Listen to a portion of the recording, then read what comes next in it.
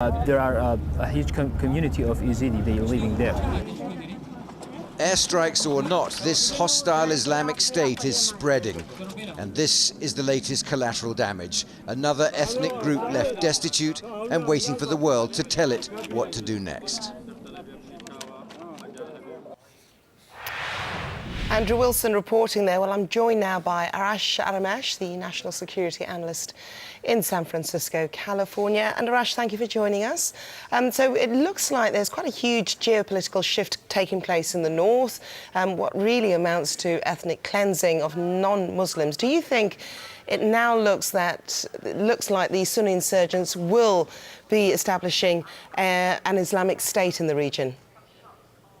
Well, they claim that they have already established what they called an Islamic government, or IS, an Islamic, the sort of Islamic government. But what's the key issue here is the reaction of regional powers to the establishment of this sort of caliphate in parts of Syria and Iraq, and even sometimes, perhaps more importantly, the reaction of the international community. By that I mean the United States, United Kingdom, members of the European Union, and other global players that have some vested interest in the region, but also more importantly, they're interested in security and stability. You can't allow a third of Syria and almost more than a quarter of Iraq to come under the control of a terrorist organization. That is an unacceptable outcome.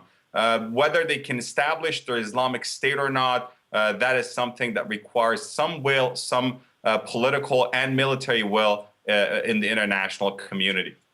Well, do you think now that Mr. al-Maliki has stepped aside, that this can now translate onto, like you said, an unacceptable outcome being avoided? Well, the person who has replaced Mr. Maliki, this is Mr. Haidar al-Abadi, from the same party, but less of a controversial figure, he has about a month to form a government.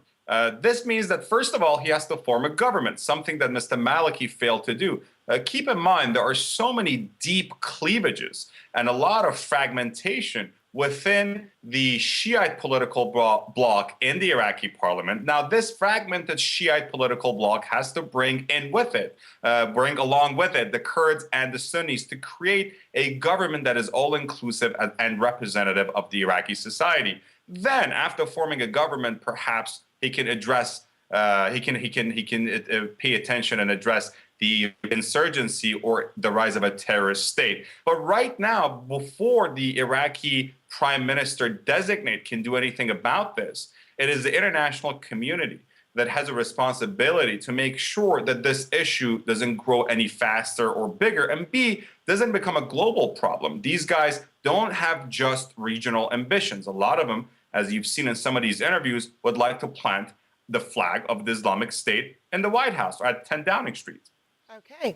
Well, thank you very much, Arash Aramesh. They're speaking to us live from San Francisco. Ukraine's army seems to be closing in on pro-Russian separatists.